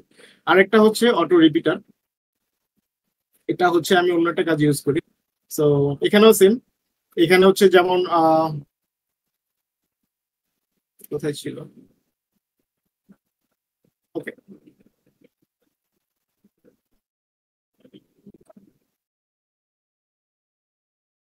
আমাদেরকে যে সেশন টোকেন দেওয়া আছে, এটা তো একরকম থাকলো, আবার কিছু ক্ষেত্রে হচ্ছে দেখা যায় হচ্ছে আমাকে এরকম একটা এন্ডপয়েন্ট থাকলো, যে এটার স্ল্যাশ হচ্ছে দেখা গেলো যে হচ্ছে কোনো একটা স্পেসিফাইড আইডি থাকলো, যেটা হচ্ছে আমার কিবোর্ড কাজ করতেছে না কেন। আচ্ছা, তো এটার এইট পয়েন্ট শেষে হচ্ছে স্পেসিফাইড কোন একটা আইডি থাকলো, ওই আইডির এগেইনস্টে হচ্ছে স্পেসিফিক কোন ডাটা হচ্ছে আমরা দেখতে পারতেছি, যেটা হচ্ছে ওই ইউজারের জন্য হচ্ছে শুধুমাত্র। সো এই জিনিসটা হচ্ছে অটোমেট করা যায়, জাস্ট হচ্ছে এটার মতো সেম, জাস্ট হচ্ছে সেই আইডি গুলা বা সেই নাম্বারটা হচ্ছে যে স্ট্রিংটা পাবে, ওটাকে জাস্ট রিপ্লেস করে দিলে জাস্ট যদি রেজাল্ট আসে, দেন আমরা ধরে নিবো এখানে আইডো একটা পসিবিলিটি আছে, এরপর হচ্ছে আমরা ম্যানুয়ালি টেস্ট করতে পারি। সো আমি এটার একটা বেটার এক্সপ্লেনেশন ভিডিও আমি করে দিব, এটা আপনারা পরে হয়তো শেয়ার করতে পারবেন, আশা করি নিউ কমার্সদের জন্য খুবই কাজে দিব। Thank you, thank you. So আপনি যেটা আসলে দেখাইতেছেন, এটা আসলে আমরা যেটা করি নর্মালি, ধরেন ইন জেনারেল, সেটা হচ্ছে পাইথন দিয়ে অটোমেশন করা যায় ইজিলি, মানে আইটারেবল আর কি, আইটারেট করা। So আপনি দেখাইলেন হচ্ছে বারপে কেমনে করে, রাইট? তার থেকে খুব ইজি ব্যাপারটা কি, যে আমি এখানে ধরেন কাজ করতেছি, আমার ব্রাউজারের সব রিকোয়েস্ট এখান দিয়ে যাচ্ছে, জাস্ট হচ্ছে আমি একটা প্যারামিটার সেট করে রাখলাম, এখানে যদি এটা পাওয়া যায় এটাকে রিপ্লেস করে দিন। তো ওই ব্যাপারটা খুবই ইজি, রাইট, রাইট। আমি জাস্ট অ্যাপ্লিকেশন ব্রাউজ করতেছি, ওইদিকে অটোমেশন হয়ে গেল। হুম। সো দ্যাটস অ্যানাদার ট্রিক অথবা অ্যানাদার মেথড আর কি। সো ডেফিনেটলি এটা আসলে অডিয়েন্সের কাজে লাগবে। আচ্ছা, আর সো আরেকটা বিষয় হচ্ছে আমি সাজেস্ট করবো যে এটাকে রেজাল্ট আসলে কখনোই ভাবা যাবে না যে এটা আসলে এখানে আইডর আছে বা এরকম কোনো পসিবিলিটি নাও থাকতে পারে বা ফলস পজিটিভ আসতেও পারে। তো সবসময় হচ্ছে ম্যানুয়ালি ট্রাই করতে হবে যে এটা আদৌ ভ্যালিড কিনা, এটাকে অবশ্যই চেক করতে হবে। এবং দেখা যায় হচ্ছে কিছু এন্ড পয়েন্ট থাকে যে দেখা গেল যে স্ল্যাশ ইউজার স্ল্যাশ হচ্ছে প্রোফাইল ডট পিএইচপি, তো এই এন্ড পয়েন্ট তো হচ্ছে অ্যাডমিনেরও যায় আমারও তা। তো তখন দেখা গেল যে হচ্ছে আমি ওই এন্ড পয়েন্টে গেলাম, তো দেখা গেল যে আমার এখানে তো দেখাচ্ছে হচ্ছে ভালনারেবল, কিন্তু আলটিমেটলি তো ওটা না। এই রাইট, ব্যাপারগুলো রাইট। হচ্ছে একটু খেয়াল রাখতে হবে। আমি অটোমেশন আমি আপনি কখনোই হচ্ছে যখন ডিসকানেক্টেড ছিলেন তখন রিপ্লেস আমি করবে না, আবার জাস্ট শেয়ার করতেছিলাম যে করবে। আইডল হচ্ছে এমন একটা বাগ যেটা আসলে ম্যানুয়াল হান্টিং করা লাগে, কোনো স্ক্যানারে ধরা খায় না আর কি। সো আগে ম্যানুয়ালি এটা জাস্ট এনশিওর হইতো। কাজটাকে যতটুকু জি, আগানো যায় আর কি, এর বাইরে তেমন কিছু না। জি। সো এখানে একটা লার্নিং এর বিষয় আছে, যদি কেউ প্রফেশনাল কেউ যদি দেখে থাকে, লাইক ধরেন কোনো অর্গানাইজেশনে যাদের ধরেন সাইবার সিকিউরিটি অত আইডিয়া নাই, বাট তারা ধরেন সাইবার সিকিউরিটি বিভিন্ন টুলস ইউজ করে, যে কিছু কিছু বাগ আছে যেগুলো আসলে হিউম্যান ইন্টারভেনশনের দরকার হয়। এর মধ্যে আইডার হচ্ছে একটা। এটা আসলে কোনোদিনই আপনার স্ক্যানারে ধরা খাবে না, আপনি ওয়ার্ল্ডের যে কোনো বেস্ট টুলই আনেন না কেন। আমার কাছে হচ্ছে এই প্রশ্নটা হচ্ছে দুইজন করলো আর কি খুব রিসেন্টলি। তো ভাবলাম যে আহ, এটা নিয়ে তাহলে এই দুইটা টুলের কথা অনেকেই জানে না বা হচ্ছে দেখা যায় স্টোর করে রাখছি কিন্তু এইভাবে আসলে ইউটিলাইজ করে না। তো হুম, ভাবলাম যে এই সাজেশনটা একটু ট্রাই করি সবাইকে দেওয়ার। Thank you, thank you. আচ্ছা, ওই ইন দ্য মিন টাইম হচ্ছে একটা কোশ্চেন আসছে যেটা আমি অ্যান্সার দিতে চাইছিলাম বা দিতেছিলাম। সো আপনি কানেক্টেড হচ্ছেন আবার। এটা ভালো হচ্ছে যে রেড টিমিং এ ক্লাউড সিকিউরিটির জন্য কোনো রোল আছে কিনা, আর যদি থাকে তাহলে আসলে কিভাবে আগাবে? এটা সম্পর্কে আমার ধারণা নাই, আমি বলতে পারছি না। আচ্ছা, তো আমি আসলে ইন জেনারেল আপনার আপনার নলেজ শেয়ারিং এ যতটুকু আমি সাজেস্ট করছি, যেটা হচ্ছে মেথোডোলজিটা মেন, সেটা weather it is cloud or physical or logical. তো মেথোডোলজি আসলে একই, সেটা ক্লাউড হোক আর যাই হোক। তো আসলে তাই হয়, কারণ আমার ইনফ্রাস্ট্রাকচার হয়তো বা আমার লোকালি থাকতে পারে বা ক্লাউডে থাকতে পারে, অ্যাপ্রোচ অবশ্যই ডিফারেন্ট, অবশ্যই ডিফারেন্ট। জি,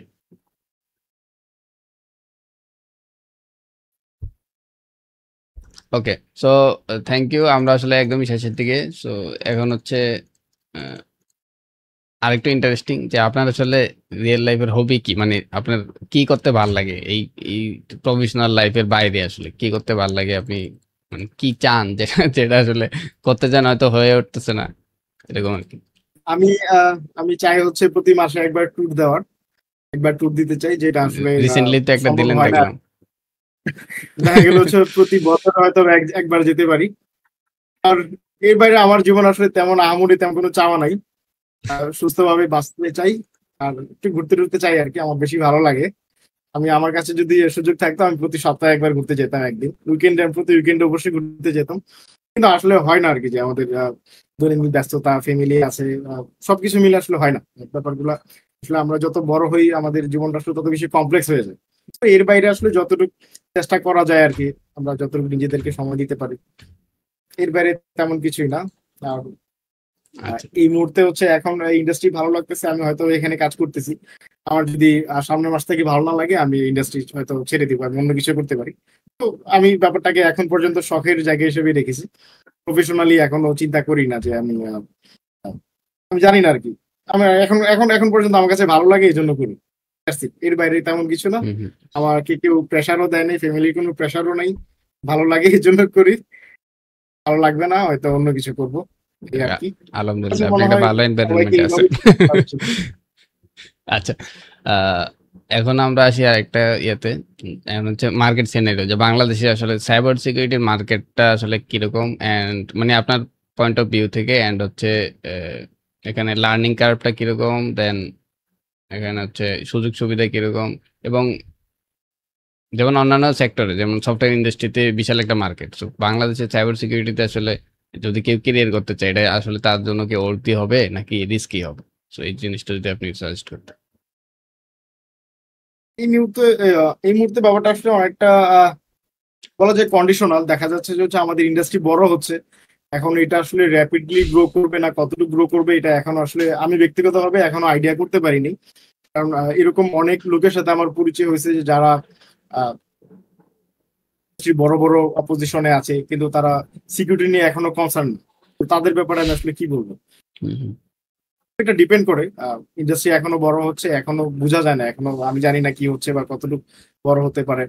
তো যদি কেউ এই ইন্ডাস্ট্রিতে আসতে চায়, আমি আমি অবশ্যই বলবো যে খুব বেশি ডেডিকেশন থাকতে হবে, অনেক বেশি ডেডিকেশন থাকতে হবে। যে এখানে কাজের জায়গাটা কম, তো দেখা গেছে হচ্ছে যে খুবই ন্যারো একটা এই মুহূর্তে সিচুয়েশন আর কি আমাদের দেশে, যে কাজ করার জায়গা আসলে খুবই কম।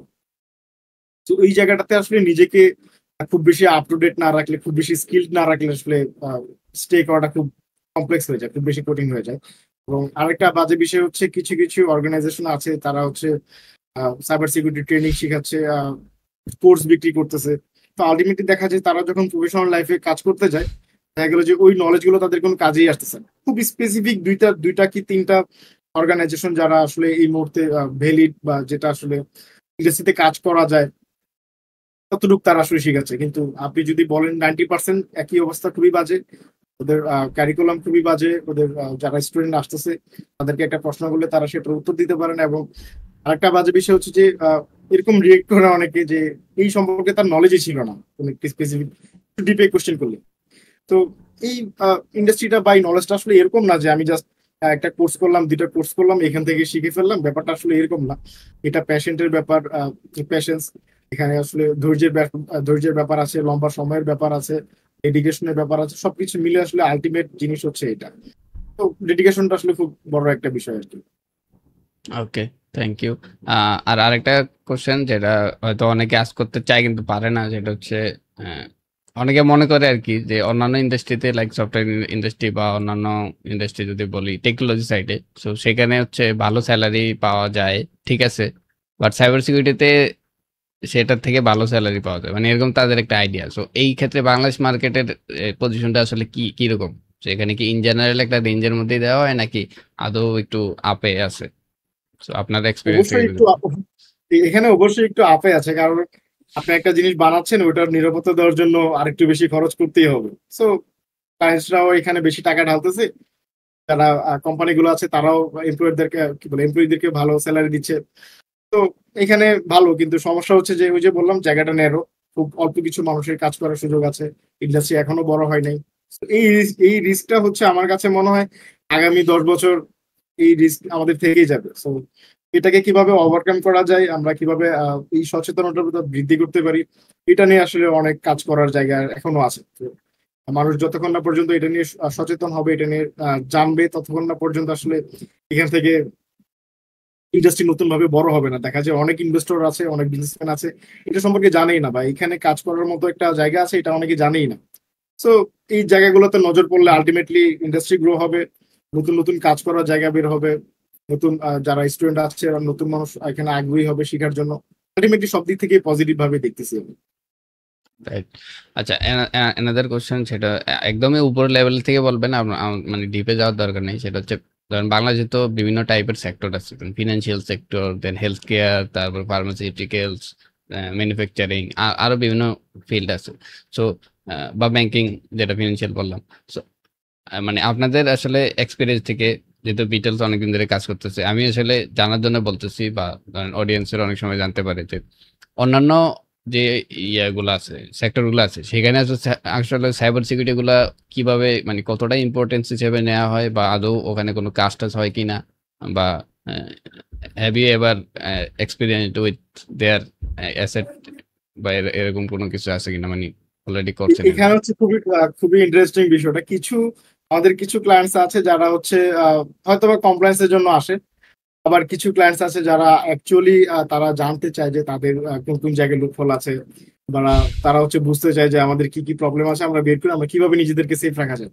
আবার কিছু ক্লায়েন্টস হয়তো বা থাকতে পারে যারা কোনো একটা ইনসিডেন্ট হওয়ার পর মনে হলো যে ও আচ্ছা, আমার তাহলে সাইবার সিকিউরিটি নিয়ে একটু ভাবতে হবে। এটা হয় আর কি, যে কোনো একটা ইনসিডেন্ট হওয়ার আগে বাজেট থাকে তো, যেটা থাকে, বা ইনসিডেন্ট হওয়ার পর দেখা গেলো যে এটা কয়েক 1000% বেড়ে যায়। তো ডিপেন্ড করে আর কি, যে এক এক ক্লায়েন্টস এক এক রকম থাকে আর কি।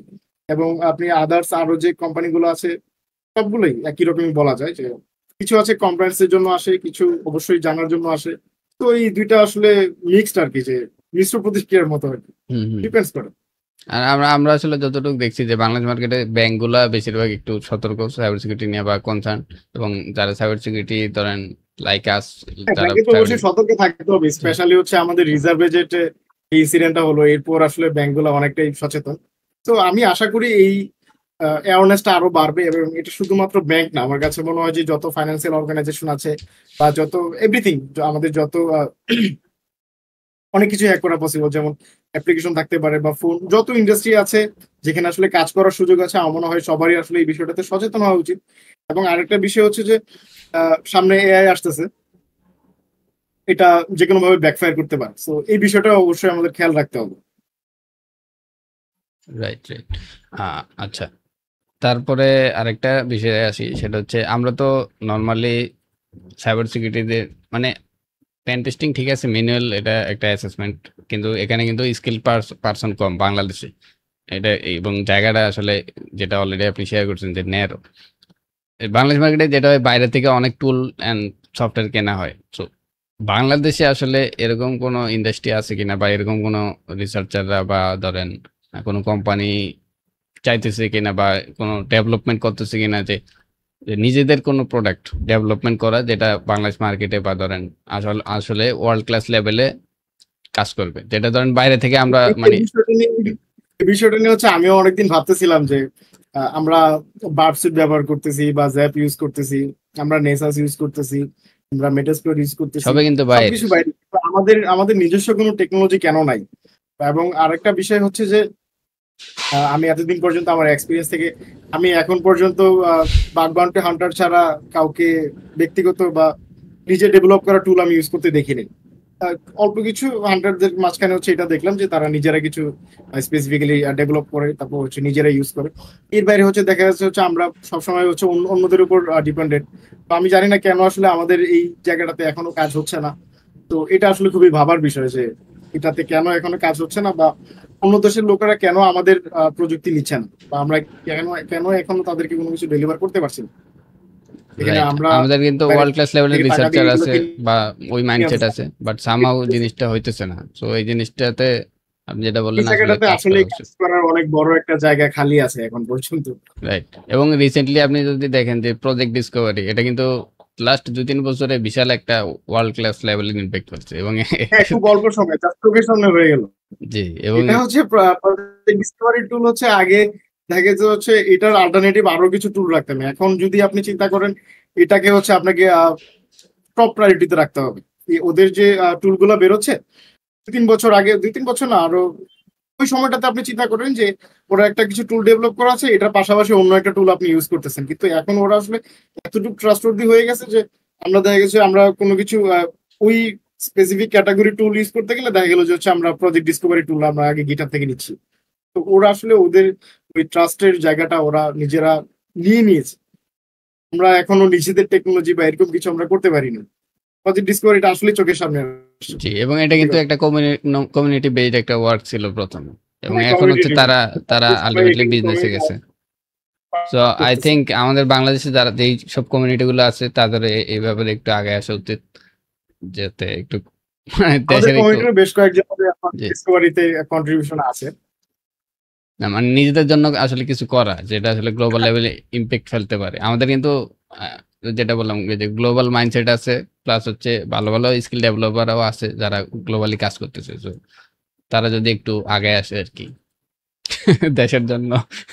এটাকে আসলে সবাইকে ভাবতে হবে, Right. আসলে অনেক কিছু করার এখনো সুযোগ আছে। আমরা আসলে ইউজার হয়ে থাকতে চাই না, আমরা আসলে মেকার হতে চাই। সো থ্যাংক ইউ ব্রাদার, আপনি অনেক সময় দিলেন। আহ, ইনশাল্লাহ নেক্সটে আবার অন্য কোনো এপিসোডে আবার দেখা হবে।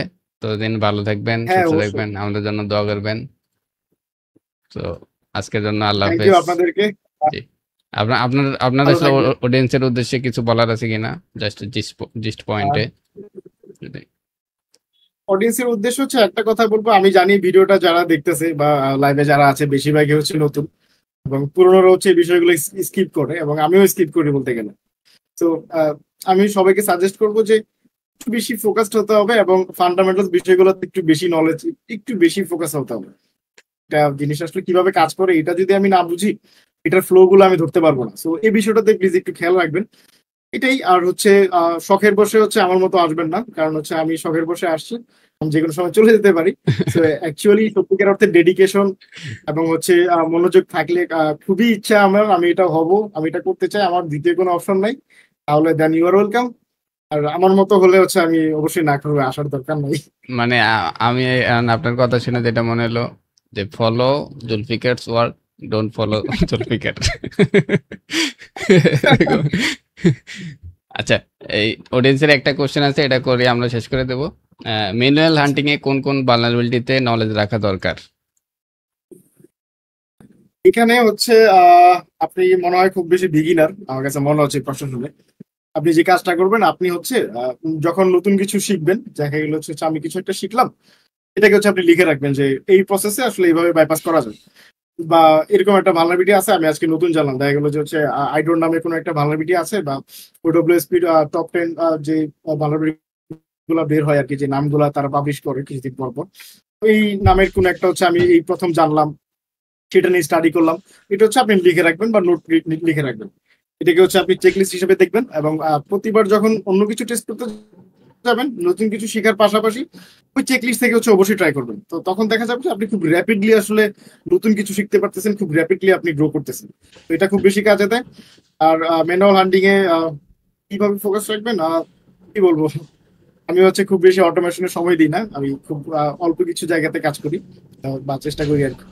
তো আমি দেখা গেল হচ্ছে আমি যদি একটু অল্প সময় দিই বা যতটুকু সময় দিই, আমি চেষ্টা করি যে প্রত্যেকটা রিকোয়েস্ট এবং রেসপন্স খুব ভালোভাবে চেক করার, এবং একটা রিকোয়েস্ট হচ্ছে আমি কতভাবে মডিফাই করতে পারি, এখানে আসলে অনেক কিছু ডিপেন্ড করে। সো এই বিষয়টা অবশ্যই খেয়াল রাখবেন।